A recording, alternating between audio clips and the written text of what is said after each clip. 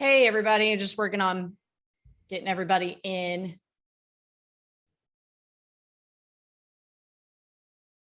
Thank you guys for coming.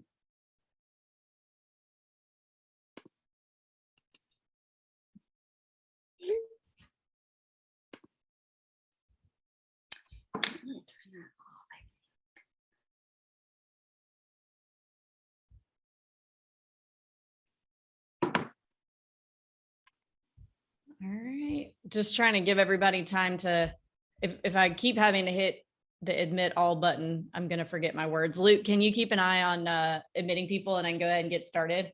You bet, I'm on it. Awesome. All right. Hey guys, thank you so much for coming. For those of you who don't know, my name's Avery Carl. I run the short-term shop and this is our Outer Banks launch call. So we're going to tell you guys everything you need to know about investing with us in the Outer Banks. For those of you who want to buy in the Outer Banks after this, email me avery@theshorttermshop.com. I'm putting this in the chat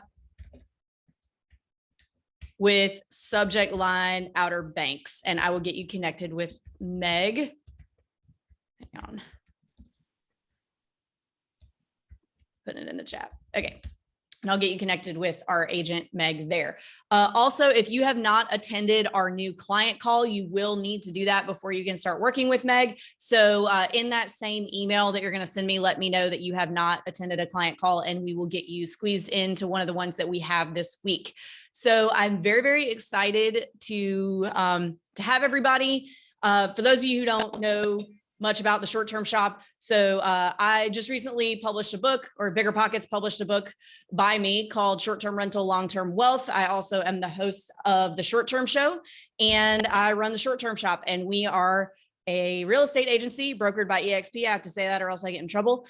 And we focus exclusively on short-term rental investors. So if you use us as your buyer's agents in any of the markets that we work in, we have a whole back-end training program where we'll teach you everything that you need to know about managing your short-term rentals. So we walk you through everything from setting up your Airbnb and VRBO listing to teaching you how to use all the property management tools, tips, and tricks that you need to be able to streamline your processes and manage remotely, all the way down to helping you source your local boots on the ground like cleaners and handymen. The management ninja around here that will teach you all of that is Luke. So I'm going to have him introduce himself really quick and then we'll introduce Meg. Hey everybody, I'm Luke and I teach the classes here at the shop. You can find those, link to those on our website on the education tab. Also, of course, in our Facebook groups, which we would love for you to join if you haven't already. There are two groups. There's the public group, which everybody's welcome to join, and the private group, which of course you do have to be a client, which means you need to come to a consultation first before you join the private group, otherwise known as the black group. I know it's all very confusing, but I'm a real estate professional. I've been doing short-term rental for a long time. I've got $15 million worth of real estate. I started with absolutely nothing. I'm financially free at 41, and life is wonderful, and I'm happy to be here. It is a weekend. So I'm going to be helping Avery with the Zooming as well today. So thanks for having me.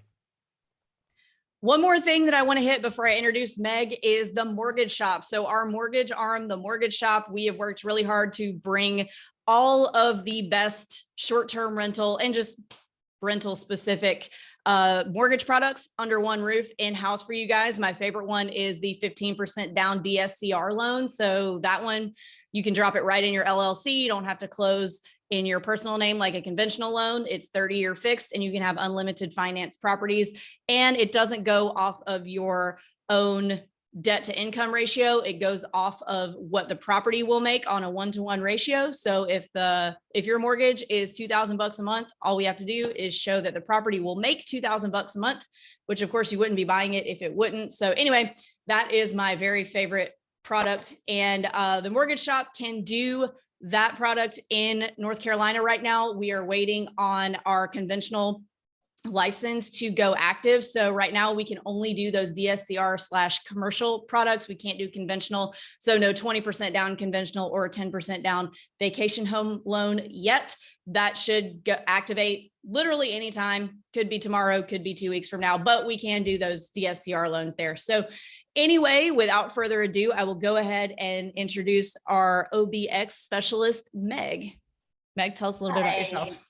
Thanks, you guys. Welcome, everybody. First of all, Happy New Year. And thanks for taking some time on a Sunday before you're getting ready to go back to work. Hopefully you all have had a little bit of a break to enjoy the new year and the holidays. I was not asked to do this. I'm going to do it myself. Read this book. Even if you've worked with Avery in the past, I've been doing real estate investing for, off and on. I guess I started investing in 2005, but here on the Outer Banks back in 2017.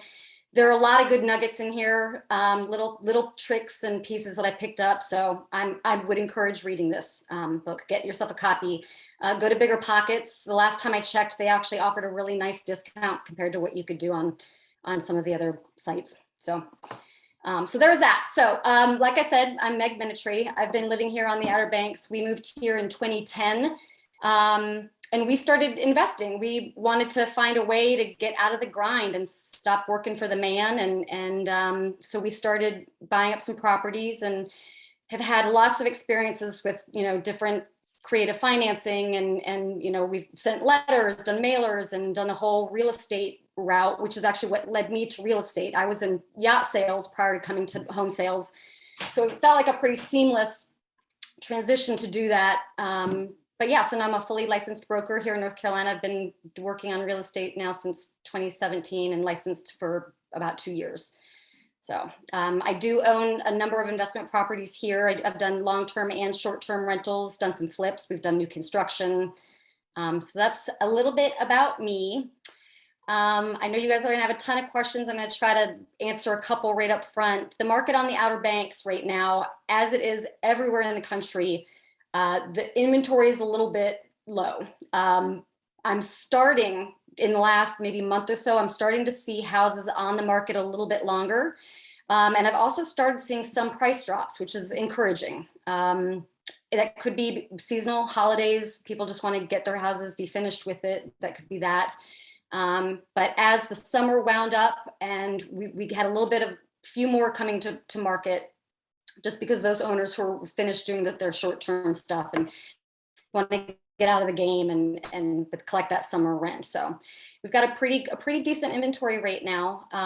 It's going to be tough to get in on anything that's less, I would say 650.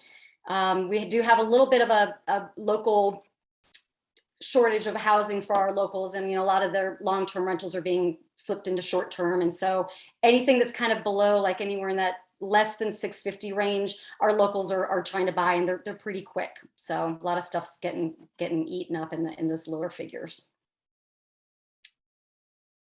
What else, Avery? How else can I say upfront?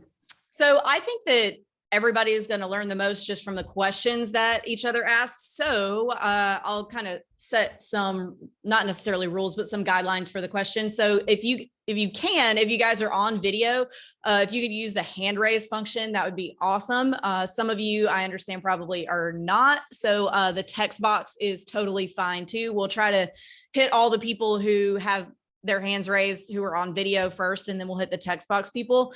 Looks like a lot of you also did call in and probably can't do either of those things. So if you did call in, it's totally okay if there's, like a break to say, hey, I have a question, and we'll get you. So without further ado, all right, well, we already have some in the chat. So let's hit a couple of these in the chat first, and then we'll get those. So Meg, is it market regulated for short-term rentals? So I guess what are the general regulations for short terms in that market? There is only one area in the Outer Banks that does not allow short-term rentals. And it's essentially when you come across the Wright Memorial Bridge from the northern part of the Barrier Islands, there's a town there called Kitty Hawk. And within Kitty Hawk is one subdivision called Martin's Point.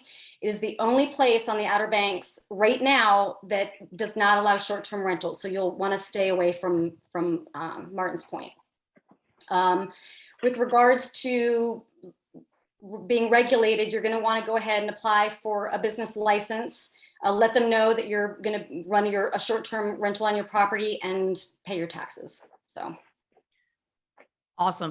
Which So, oh, sorry. We've dug into that a little bit, and the area seems to be very, very hip and friendly with short-term in general. And as far as taxes, et cetera, are concerned, it's going to be very similar to most of the short-term shop markets. It can't, again, you're going to need to do your research, and of course, you'll learn more about this stuff in Management Monday. But very short-term friendly, very hip, and most of our research is pointing to the fact that Airbnb and Vrbo are going to take care of most of your taxes for you. Again, very similar to most of the short-term shop markets. Cool. Meg, can you talk a little bit about the seasonality? Sure. Typically, you would see the season started, the end of May, Memorial weekend through Labor Day. We've really noticed on the Outer Banks that that's extended. We're seeing 100% occupancy through the Tourism Bureau. That they're still seeing 100% occupancy in October. I know that holidays, people love to come on the holidays. The great thing about the Outer Banks is it's very drivable to get here. And I think that we were really put on the map when COVID hit. And of course, that Netflix show, The Outer Banks, which I've not watched, but that became really big and was bringing people's attention to the Outer Banks. But because we are drivable, it really did bring a lot of people to us. So the question was, I asked about the seasonability. So we're seeing a lot more people come. Back in 2019, we started really seeing a rise. And then when 2020 hit, we were seeing about 250,000 tourists come and go every weekend. So 250,000 coming in, 250,000 leaving. Starting in 2020, that number is growing to 400. So it's gone up exponentially. Cool. Can you just go through real quick, just the high points of like kind of the major areas to invest and like what are the pros and cons of each? Sure. The top 5, I mean, there are a number of little townships along the barrier islands. I mean, Dare County is over 120 miles of shoreline. So you've got a lot of opportunities there for properties. They're skinny, so you'll have houses both on the sound side and the ocean side. And the main ones that people most recognize are going to be Corolla. Then you're going to come to Duck, Kitty Hawk, Kill Devil Hills, and Nag's Head. So those 5 are going to be the big names. Now you're going to have beaches north and south of that. The beaches north, you're going to need a 4-wheel drive vehicle. You're going to have to learn how to air down your tires. You're not allowed to drive on the beaches without airing down. So gets a little bit complicated once you get north of Corolla. Still doable. People want to be up there, but it gets a little bit more complicated. As you go south down the barrier islands, once you get down to Hatteras Islands, like you're going to need to take the ferry, which is fun. You get in your car and you go across that way. It's a bit longer to get down there, but worth it. It's beautiful. I think for investing purposes, as you're starting out, I would stick to those 5 townships though. And each have their own lovely, great benefits. Corolla is considered a little bit more upscale. I want to say elitist by any means, but I think people go up there. There is a prestige with that area. Houses are really beautiful. You can walk both to the sound and to the ocean. So you get, the best of both worlds up there. Then as you come down to Duck, Duck has a beautiful little downtown area with darling boutiques and shops. The restaurants are incredible. I live probably 30 to 45 minutes from the places up there, but I still go out to eat up there. It has incredible restaurants. Shopping's lovely. Everything's walkable or bikeable up in Duck, which is great. You don't have to pass like the major bypass highway to get to anything. Then when you start coming down to Kitty Hawk, it starts to get a lot more commercialized. It's a lot more densely populated. The houses are much closer. When you get down to Kitty Hawk, that's where that big bypass comes in that splits the sound side of the island from the ocean side. And the majority of you, I would imagine, are probably going to want to stay on the ocean side. There are benefits to being on the sound, but people come here to go to the beach. That's probably the area, but I'm happy to help you find whatever you're looking for. If there's a specific, if you've got boaters, that are coming, you're going to want to be on the sound side, but we can talk about that when the time comes. So that's going to basically be Kitty Hawk and Kill Devil Hills have that same very commercialized. It's not walkable back and forth across the bypass, but there are tons of shops, tons of restaurants. It's busy. It's a bit more kind of a party scene, but it's you're going to have a lot more social activity. The beaches are going to be a little bit more crowded, but it's fun and beautiful. Nags Head, the northern part of Nags Head, I would include with the Kitty Hawk and Kill Devil Hills. But as you start to get a little bit south, going towards Pea Island, it gets to be much less commercialized again, much more family oriented. It's very, very pretty down there. The beaches are beautiful. You know, I think the Outer Banks is ranked, you know, by Forbes and US News and World Report. We're always in the rankings of the best family beaches, the best beaches. You know, I think a couple years ago, there was a thing about, you know, where people are dreaming to go. I think when COVID hit, there was we were #1 on that list. So people want to be here. It's very accessible, and it's a good place to live and a good place to invest. Awesome. Thank you. So I'm seeing a lot of questions, like general remote investing questions about trying to find cleaners and handymen. So a lot of that stuff is stuff that we cover when you come to be a short-term shop client in your initial call with me. So we're going to skip over those and jump to the more Outer Banks specific questions. And if you guys haven't been to a consult, to start with us to be a client, whether it's in the Outer Banks or any of the other markets that we operate in, just go to theshorttermshop.com. There's a big black button right in the middle of the website that says schedule a consultation. But we'll go ahead and start hitting people with the hand raise function. Mike Chang, you are first. Hey, Avery. Thanks for taking the question, and thanks for setting this up. I have a question. So, we're investors in the Smokies, and what was really helpful was just understanding the purchase price to revenue multiples that we would be looking at in these five townships. So I know that it's obviously a lot of variability, but if you can give us a general sense of, what I'll call it kind of 4-bedroom with kind of the proper amenities, what would that revenue multiple look like? And, what would that revenue multiple look like? Thank you. Sure. So, like Avery said, or as we all know, that's variable. Each township is different. There's so many variables. I know you're talking about, number of bedrooms, location to beach, how updated the property is. People, I will tell you, are willing to pay more to stay in a place that's a little bit nicer. So just when you're looking at houses that need updates, take that into consideration. It's going to get rented. Everybody wants to be here. Your calendars are going to fill up no matter what, but they will pay more. In turn, you will make more if you've got some nicely updated places. Avery's got a really great program. If you don't know about AirDNA, and of course the enemy method, Luke can walk you through that. I know that there are some really great videos on YouTube that will take you through that procedure. But I think without you giving me, location, and that's a really tough question to answer. Yeah. So sorry, just follow up. So Corolla, $1 million house. What could that do? What year is the house? What's the age of the house? Within the last. How many bedrooms? How far? How many blocks back from the ocean? Okay. I'm sorry. I can't even throw a number at it. It's really, really tough to do. I can't, and I don't want to dissuade you. I think it's worth putting the time to do a little bit of research and get with me. I'll do it with you. We can find the properties. Let's spend a little bit of time together. Let me find out what your goals are, and we'll work through it together. But I can't throw a number. I'm sorry.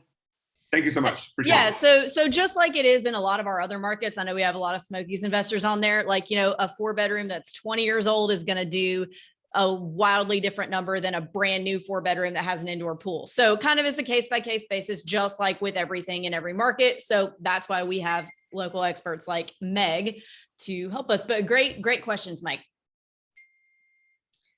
Let's see. Do you all want to take a look at a map? We can do a screen share real quickly, just to kind of, if you want to do a screenshot of this, to kind of help you. Let me see how do I share my screen? Reactions, apps, chats. How do I do that, Avery? Look and share screen. Here we go. Big green. Look, is it letting you? Do I need to give you permission? No, actually, it's here. Share. Cool. So here's a Great. picture of. You see that map? Yes, looks great. And also, Meg, since you have this up and there's a few questions in the chat about this, there are a couple little smaller areas that aren't included in the 5 main areas that we talked about. For example, Avon, Salvo, and Rodanthe. Can you just kind of, I don't even know if I said that right, sorry, but can you just kind of touch on some of these little smaller areas that are kind of Sure. encompassed in the larger areas we talked about too? Yeah, so you can see that those lands are quite a bit skinnier. Some of that area is protected beaches, and so you're not going to see as many rental opportunities in some of those areas. Avon is huge for water sports. So if you want to have a place that will get filled up for people who want to do like the kiteboarding, a lot of surfing down there in Avon. There's a place called Waves. There might even be a subdivision there. But it is a really super popular water sport area. But Buxton and Frisco, people like to be down there, and Avon as well, just because it is a lot quieter. You're going to have a lot more mom and pop shops and restaurants and smaller venues. But they also get a surprisingly pretty good music scenes. You might get a couple good concerts over the summer that show up, a couple good people that, musicians that come through. So it's not, I think that those aren't going to be like the more densely populated areas. You're going to have more privacy, more walkability. But yeah, it is nice down there. It's beautiful. Ocracoke is beautiful also. It's a little tough to get to, but there's a lot of history down there, and every year they have this big pirate festival that happens in Ocracoke. It's kind of fun. So.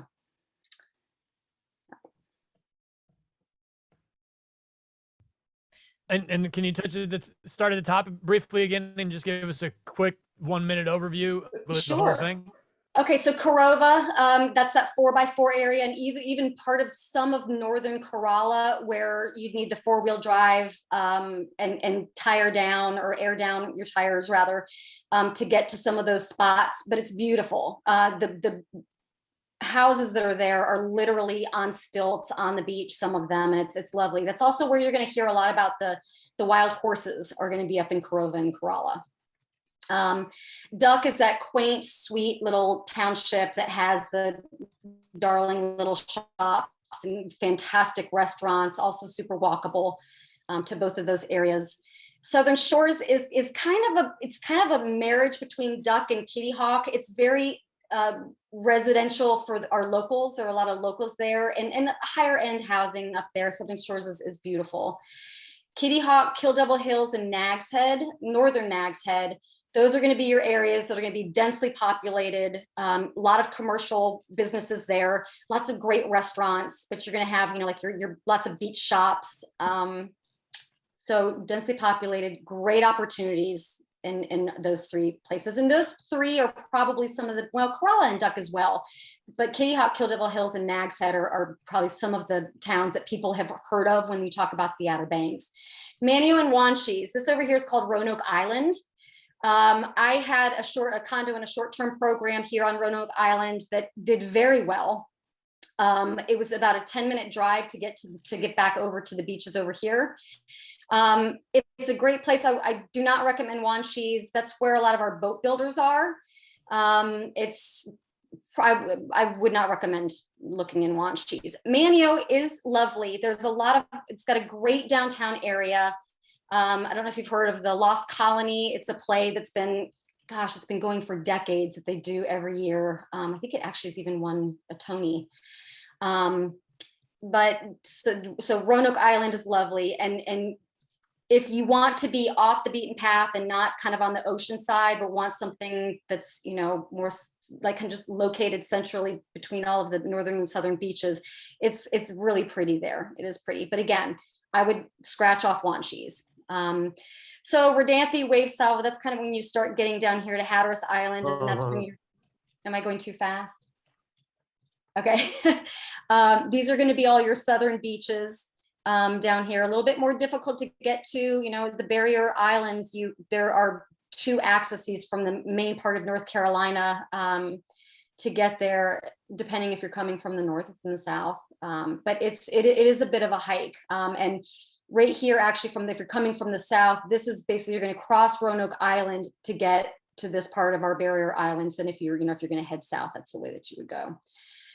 The other bridge is up here, actually, near Kitty Hawk, where it bends. Yeah, right here is the other bridge. So, yeah, so these are the more mom and pop shops, restaurants, water sports. People, of course, surf everywhere here. The surfing's very good. Yeah. And if there are any questions about any of these, I do have some great links that I can send out that are both the, let me undo this, that are both for the state has some really nice updates on each city. And then I've also got a Dare County, that will have some really lovely descriptions and pictures and things of the different townships. Awesome. So let's get back to a few questions. Sheena.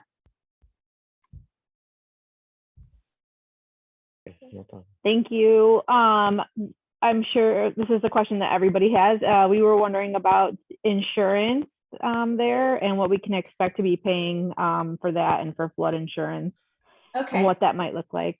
Sure. You don't have to have flood insurance if your house is in a flood zone, the X flood zone. I recommend it. It's not expensive to have. And when they make those changes, every 7 years, they do a reassessment. And if you end up going from an X, which is where you want to be, to an AE or higher or lower, I'm not sure if it's higher or lower, worse condition, worse opportunity. If you then have to get insurance and you haven't had it, it's going to be much more expensive than if you had it at X and just needed to update that zone. Wind and hail is pricey. We have hurricanes here. It's doubtful. You're probably going to have that in addition to your homeowner's insurance. And again, it's gonna fall under, the different houses where you're on the ocean and whatnot. Often we can ask for what the seller expenses are, and they'll provide that to you for each property. Are you finding that most of the properties are X zone? No. Then when they last did this in June of 2020, they made it more liberal. They added a lot more to the X zone area, which I think really relieved a lot of people. It was great. So a lot of those that were more in the more risky areas, it became less so, which is very, very good for you all right now, as far as insurance goes. And a lot of these houses, they're already in programs, so that will all just convey. And for those of you that don't know, X zone is basically the last flood zone which FEMA will regulate and come in and save your rear end if something terrible happens. Once you get into AE or further, basically closer to the water is generally how that works. That's when FEMA says, we're not going to touch that. And you're going to have to get basically like third-party insurance that is not going to come from like your homeowners. It's going to be a separate non-FEMA regulated insurance policy. Again, I'm no insurance expert at all, but I do own several beach houses. So just look into X versus AE versus whatever it may be. And, if you're right on the ocean, that might be an entirely different conversation as well. Yeah, Flood and Sea, I think it's floodandsea.org, I believe, off the top of my head. You can look at maps on there. And again, I can provide those maps for you as well. Thank you. I had one more quick question, and it's the temperature of the water typically. What's that like there? Because I know it can get cold over there. So it does get cold. I would say that our surfers probably start getting their wetsuits on November-ish. And then of course, depending on the millimeter, the thickness of their suits, but I would say that they're probably still in them in April. I mean, the water gets cold in the winter and it takes it a while to warm up. So I would say definitely April, May, they're probably still in their wetsuits. Okay, thank you so much. Sure. That was a good question.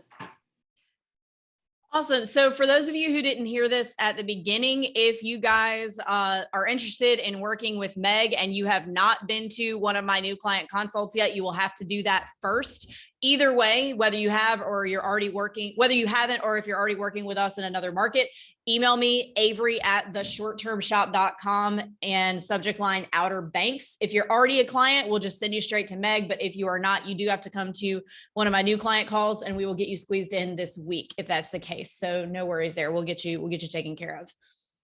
Steven, you're next.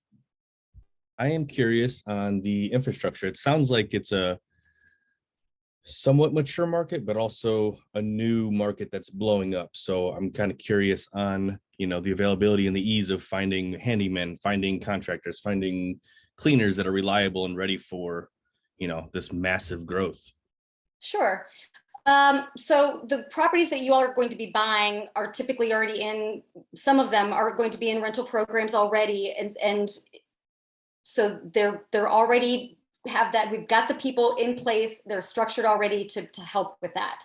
I'm sure that everybody here is going to self-manage their properties, but yes, I've actually provided to Luke already a really great spreadsheet with, great cleaners, handymen, painters, roofers, the whole gamut. So yes, we have been, you're right about kind of the explosion. We talked about that number of tourists that have been coming, but this is a multi-generational place where families have been coming for ages. And this is short-term rentals. It's not a new thing here on the Outer Banks. So I think you'll be in very good shape to be able to find cleaners.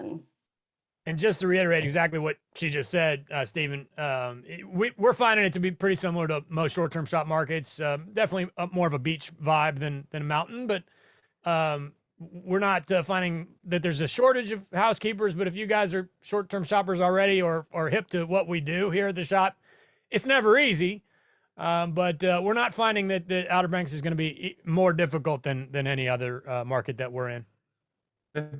And then would you say, second to that, sorry, would you say that if I ran numbers right now on a home through AirDNA, is it going to be like right on the money, or is it going to be low and it's always going to blow it out of the water like I would be expecting? How accurate is AirDNA? Sorry, I kind of complicated. Meg, have you looked at AirDNA? And it's okay to say no. Yes, no, I have. Okay. I have looked at AirDNA. And I know that we've started looking at those numbers already. I think that as Avery in her book, which I'm going to say again, you don't want to have just one data point, right? So where I can provide you rental history, you never want to go off of what that rental history is telling you. You can use it as one observation by one company and what they were able to get. I think what it's going to come down to is how well you're able to service your people and the amenities of your place. I can't quantify how accurate AirDNA is, but I mean, they're scrubbing. So I would imagine that it's probably pretty effective, but I think it's also going to come down to how well you're managing your property. Totally. I'm just looking for some kind of baseline. Honestly, I don't feel like I've gotten a baseline off this call yet, which is kind of what I was looking for. Okay. If there's something that we can look to, like for example, that's where my AirDNA question was from, is can I use that without even calling you or bugging you to even see if it's worth the time of looking at, for example, right? Yeah, absolutely. So AirDNA, Rabu is another good one that's actually a little bit more granular than AirDNA is. So I would use a combination of AirDNA, Rabu, and then if you have a PriceLabs subscription, the market dashboard section of PriceLabs is pretty good, but it only shows 30 days. So I would do a combination of those three things. Steven's been around for a minute. He knows exactly what we're doing here, but Yeah. I think his question is, can we trust the AirDNA data? And for our my research, again, not owning there, and Meg has much more knowledge than I do. It seems to be just as accurate as it is in most of our markets. Is that cool? It's just as good as it is Actually, anywhere else. But now's a good segue to bring up the 180-day thing, Meg, about the rental Here's the bad news, companies. Steve, which is not bad news, but it is definitely different than other markets. Right. So the majority of the houses that are here that are going to be what you all are looking at are typically already in rental programs. Those contracts that the sellers have with those property management companies, it goes with the sale of the house. So new buyers are going to be required to honor 180 days with that property management company. I believe unless it expires before the contract expires before those 180 days. That's going to be a question. It's for each of the property management companies handle it differently. I've heard of buyers being able to get out of those contracts though. So it's worth making the call to find out if they'll work with you or work to, change the percentage, the commissions or whatnot, or the services that they're providing to those people. But as of right now, it is a law that the owner of the house, if it is under contract with the property management company, the 180 days are required. And also, there was a question quickly about inventory. I'm actually seeing that it's pretty good right now. We did a scrape, and above 650 grand, there was 185 properties available right now, which is pretty crazy, So I mean, compared to like we just did Broken Bow recently, and I think there was 8 properties available.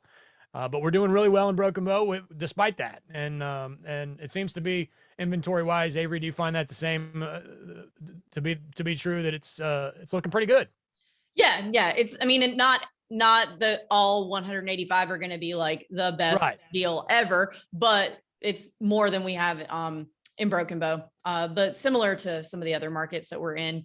In terms of bedroom and bath count, the same kind of loose rule still applies. That 4-bedroom and up is the highest return on investment, but 1 through 3 is going to do what you need it to do as well. And remember, don't get caught up in occupancy rate. Occupancy rate means nothing without price per night. If it rents 1 night a year for $1 million, that's a lot more money than if it rents 365 days a year for $10 a night. So, on that subject, my research is showing we're sitting somewhere in the 70% occupancy for the year. Meg, do you find that to be pretty close? Yes, I think that's probably very close. Okay, right on. And like I said, those seasons from Labor Day to Memorial Day, people are now coming in April because they want to be down here for spring break. So those other weeks, you're going to get those weeks filled because we're so drivable, and people can fly. They can fly privately. We do have 2 or 3 different places where people can land if they want to fly privately, but it's so drivable that it's very easy to get here. Awesome. Mariah, your turn. Hey guys, I didn't really have a question. I was just going to help out. And I was going to say that there's different little hubs. So like in Kerala, like Karuva, that's where the wild horses are, and that's where the 4x4 beaches are. And so like it's a very like sought after spot for tourism because of that. So people come in from all over and they drive their Jeeps, and they come up and they stay there for that. And they hang out on the beach right there and camp out on the beach. And then there's the houses over there are, like she said, on stilts, and you can, go out with your morning coffee and you can see the wild horses, which is absolutely amazing. And then there's, and like when you're talking about Waves and Avon and Hatteras, the further you get down, the winds pick up. It's very windy. They're known for riptides. That is definitely the area for all the action sports. And then when you're talking about like Nag's Head, you're talking about the bar scenes and stuff like that. Definitely like the spring breakers. So you're getting more partiers. So there's definitely different hubs, but overall, I feel like you can't really go wrong in the Outer Banks as far as like investing and return on investing. There's most of it is fantastic for big families coming in for, family reunions and big, family events and stuff like that, and everybody getting together. You'll always, when you go out on the beach, you'll always see huge groups of family members having their like pictures for the year and stuff. It's very much the family destination, but it's been Mariah, I'm sorry, do you live there? I don't live there. No, I'm from Virginia. And so like we've gone there. I mean, I was just there this summer, we're there a lot. And I've done a lot of research because I want to invest there, and I've been trying to invest there. So I'm hoping to get my foot in the door too. But No, I was just hoping to throw in some extra little knowledge here, but yeah, it's definitely, I wouldn't worry about trying to find cleaners and all that. Like it is a beach vacation destination. It has been for eons. It's definitely a spot where a lot of the people that have owned there for decades have used management companies. So like there's not a lot of people until recently, I think, that have self-managed. I know a lot of the people that we know personally still use management companies, and they've kind of got like their foot in the door there, which is where that 180 days or whatever comes into play, which kind of sucks when you're trying to buy out there at first, but it's just how it is. But yeah, so the management companies kind of rule the roost there still. But so I'm gonna have to disagree. It is very popular. The property management company, like I said, we've been having people come. This is for literally generations. This is a very historical area, and it's beautiful. And it is why it is so widely popular. It is such a destination to come here, and I appreciate the great push that you've given us, because the Outer Banks, it is really special. So thank you for chiming in on that. We have Avery. a very, very, very important client. He has single-handedly cleaned up the streets of New York City. One of our favorite clients at the short-term shop, Brendan the Cop. What's up? Brendan the Cop. What's going on, guys? How are you? Hey, man. I love that you guys are expanding, and I've been on most of these calls. I'm just looking for the next place to invest. So Meg, are these houses coming furnished, or are you having to purchase all the furniture yourself? No, actually, they typically do come furnished. And so there will be a private bill of sale for $1 for all of the furnishings. And if there are specific items that, if the owner has, surfboards or things in their owner's closets they want to get out, they'll have that listed in there, that there are some exemptions. But it's kept separate from the offer to purchase, only because you don't want your lender to see that part of your mortgage is to buy that furniture. But yes, furnished, typically, unless it has been someone's primary home. And even then, sometimes they sell the furnishings with it. They generally come fully furnished. Okay. And then also, like, I've been to the area before, and I know a whole lot of people that go, and they usually go with like 4 families. So is there like a sweet spot for like the amount of bedrooms that you want to buy? Like a 4-bedroom might seem small because you can get like 2 or 3 families in there, or are you looking for like a 7-bedroom house? The more you spend, the greater combination of rooms. I mean, a lot of these places will have your Jack and Jills, where you can have the parents in one and you have a bunk room in the other. For me, there's a really big leap from 4 to 5 or 6. I mean, if you can swing 5, I would absolutely start there and have that be your minimum if you can. That would be my recommendation. Okay. And can we expect the houses to basically be sitting from like December to March unbooked? That's a good question. I would not say that it will be unbooked. I think a lot of that's going to be how well you promote it, where your Airbnb list is, where you are on the links, and Christmas, New Year's, Valentine's. Yeah, typical beach style, I would guess. I would agree exactly with what Yeah. he said. And because people can literally hop in their car from Virginia, from Maryland, we get people Pennsylvania for a weekend. I mean, it's people come down here all the time, and I know because I'm out on that bypass and I see the license plates, so they're everywhere, and they do hop in their car and they come down a lot. And one Okay. thing that I want to point out too about the seasonality of coastal markets, and if you guys have been to a new client call with me, then I've given you this example. So sorry if it's redundant, but so Luke and I own two properties, both 4 bedrooms, one in the Smoky Mountains, one in Destin, Florida, 3 blocks from the beach. And we paid right about the same price for both of them. The Smokies property has like an 85 to 90% occupancy rate, and the Destin property has like a 67% occupancy rate. But last year, the Destin property made about 25, maybe more like $30,000 more than the Smokies property. So while it does just get booked here and there in the wintertime, it made more money. Plus you get a little bit of a break with the seasonality. So I just want to touch on seasonality is not necessarily a bad thing if the price per night is high enough during the season that the numbers make sense. So just wanted to touch on that really fast. One more thing on that exact topic, Meg, and I feel like we're hammering you with all these questions at this point. Oh, And it's good. Bring handling them. it like an absolute professional. So thank you for that. Is there any sort of snowbird situation?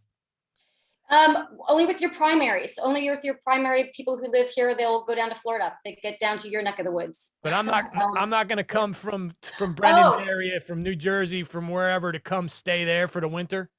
So that's going to be more of a long-term opportunity. I don't know. I feel like they probably are going to pass the Outer Banks and go a little bit further south.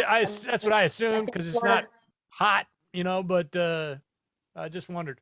Yeah, no, that's interesting. I've not heard that people come down from the northern parts to spend the winters here. I think if they're going to come halfway to North Carolina, a lot of them. I know that a lot of our local older folks, they actually go down to Florida during the winter and house up their primaries. Cool. Avery, what else you got? Let's hit Amy. Yeah, I just had a quick question. We're pretty familiar with the area. We vacation there usually about every other year, so we can go for 2 weeks. But I do know that I've seen a lot in the news about the receding oceans. Can you touch on that and what kind of effect that would have on homeowners? Sure. What the status is? As part of your occupancy tax, a percentage of that, and I think it's a pretty big chunk of the occupancy tax, goes towards beach nourishment. That is an ongoing project that happens in different townships every single year. There might be a township or two that you might have an assessment that you have to pay every few years. I feel like Duck might have seen that. And maybe Kitty Hawk, but that's something, you can get in touch with the townships and find out if there is going to be a new beach assessment that's placed on those homeowners in those areas. But your occupancy tax does pay for that beach nourishment. So that is in the town's budget. Okay, thank you. Sure. All right, next we have Melissa. Hey. Okay, I have a couple questions. So with the 180 days thing, I don't know if I was paying attention close enough, but do you get a certain percentage? Is there a typical percentage that you get with those? Absolutely. So that money for all of those bookings that happen even prior to the seller, even if those bookings happened during the seller's time period, you get that money. They don't get that. So you will get everything from those bookings because you are taking over that contract that comes to you. Okay. Yeah. The vibe to me is it's almost like they just have a little bit more of a system in place than somewhere like the Smokies, where you just kind of do what you want to do for the most part. Seems like there's like the city got together and said, hey, we need to figure out a way to break these contracts, and they put a system in place is what it is. But Meg, it is very case by case, right? If I go to buy a property, I can contact the property manager and maybe negotiate or something like that. Absolutely. This area, it's becoming prevalent. People know that Airbnb is out there. And I think that you just got to get in touch with that company. Like I've said, I've heard of many cases where new owners have been able to get completely out of those contracts. I don't know that the seller makes that happen. I don't know that the seller can make it happen. I think it has to happen with the new owner. But I think they will negotiate. You can buy yourself out of that or cancel. You just it's kind of always been like that. Even when Avery and I started in the Smokies years ago, when it's a market that's not used to this, or it's just not as big of a deal there, you don't want to go in there like throwing your weight around saying, I live in Colorado and I'm going to come in here and verbo the crap out of this thing. And you property managers are so stupid. I think, I live in Colorado. In that scenario, it's definitely, you get more bees with honey. Avery, am I right? Absolutely. You get more bees with honey in all scenarios, basically. Pretty much. Well, so do you still have to pay them to do the cleanings and the management during those 180 It days? or- depends on what that former owner had their services, how they had their services set up, you know, and if you decided that you wanted to go ahead and honor that contract, honor the 180 days, if they did not have like a pool maintenance set up or, you know, linens or whatever it is, the cleaning, and you wanted to add that feature, I'm sure that they would be happy to add more services to what that contract is. Again, I think everything is negotiable, and, you know, it is a small town. People want these companies to do well. They want owners to do well. They want their owners to be happy. So, you know, if you're going to be staying in their program, they're going to work with you until that expires, and then you can do it all yourself. And I think, you know, if anybody has any experience with the shop and the way we do things, all of these markets are very small towns. It's important to remember that they are teeny tiny little towns, and we got to be respectful, especially as people coming in from other areas. But it sounds like to me the management thing is definitely going to be a case by case situation. Avery, where we go next? Let's go to Steve O.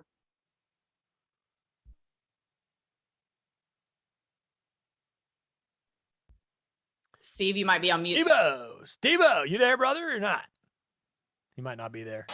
Well, if he's not there, I'll tell you real quickly. The last I heard, the residents here made up about 37,000 people of primary residents. So it's tiny. We are a tiny little community of people, of locals.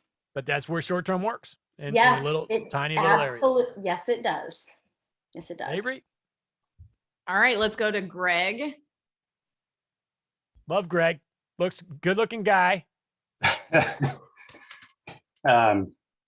Yeah, so I love the Outer Banks. I've been going there since I was an infant, really. My grandfather, I mentioned in the chat, he bought a cottage in Avon for $2,500 back in the 1950s.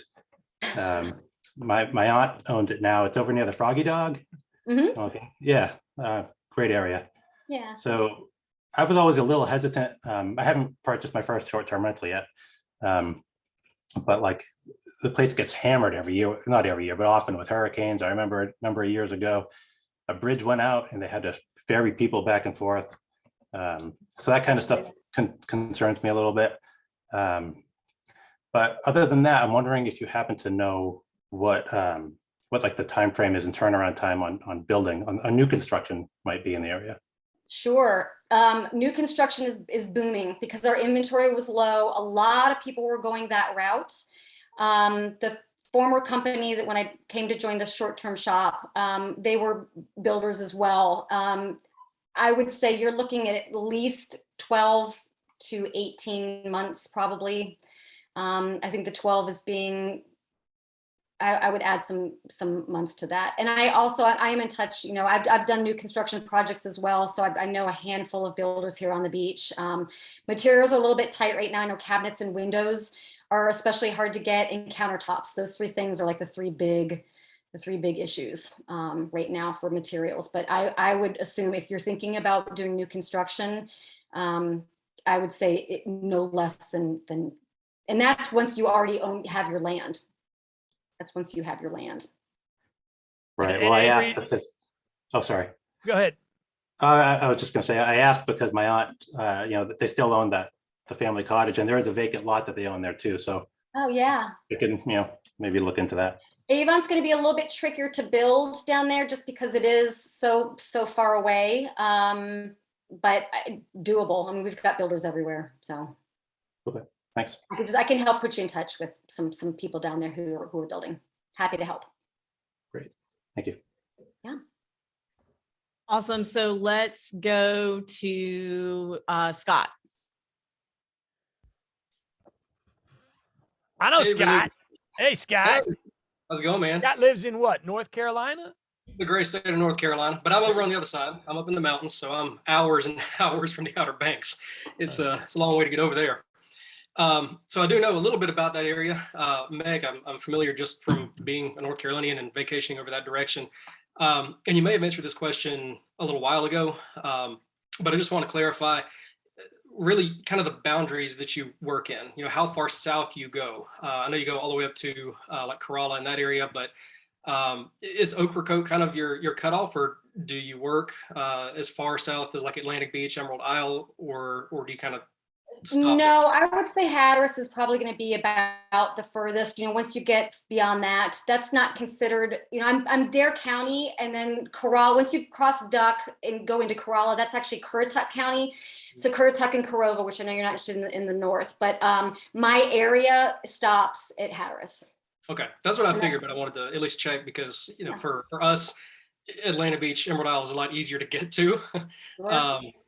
And even that's probably 7 hours from where we are around Asheville. So I just wanted to check and see kind of how far down you went, but that's what I figured you'd probably say. I appreciate it. We are courting an agent who may or may not be on this call in the Carolina Beach, like down in that area, covering some of those beaches. So hopefully always expanding. Yeah. Global domination. Scott rules, man. It's always a pleasure. Scott's a very interesting guy. Great to have you. Avery, where do we go? So that is the last question of the hand raisers. Chris McGinnis, who's bought with us at least in one market, maybe looking in the second one now, has a question. When making offers, is it super competitive? Is it like multiple offers on everything, having to go over asking, appraisal gaps, all that, or is it not quite that competitive yet? I've never had to do appraisal gaps. That is one of the last things that manages to get finished by the lenders. So we've not had problems with that. In fact, my last closing that I had, the house appraised higher than what my buyer was spending on it, which was great news. I mean, that's always very exciting, but I've not seen multi-offers in a while. I'm seeing houses on market a little bit longer. I think the last I saw was 52 days is the average days on market. That's, it's quite a while. So it's slowing down. We're seeing a little bit more inventory, so that's better. It's not as competitive as it's been, where literally something goes under contract in an hour. I mean, it's some of it was really, really crazy, like over the summer. But less of that. You definitely want to be prepared if you're really going to enter this market. And when we start working, have your financials lined up, already be in touch with your lender, be able to have a pre-approval letter ready to go with your offer. Some agents are also requiring you to show proof of funds that you can pay that down payment as well. So just be prepared on that end, that when it comes time to make an offer, you might have to have those documents in place too. Awesome. Well, thank you so much, guys. We are super excited to open up Outer Banks with you or for you. So for everybody who might not have heard this already, I just put it in the chat. If you want to work with Meg in the Outer Banks, send me an email, avery@theshorttermshop.com, subject line Outer Banks. Specify if you're already a client, meaning are you already looking with us in other markets? Have you already been to my Getting Started client call? If so, we'll send you straight to Meg. If not, we'll need to get you into one of our new client calls this week. So, but anyway, email the same email address, avery@theshorttermshop.com, subject line Outer Banks. Thank you guys so much for coming. We're really looking forward to working with you. Thank you.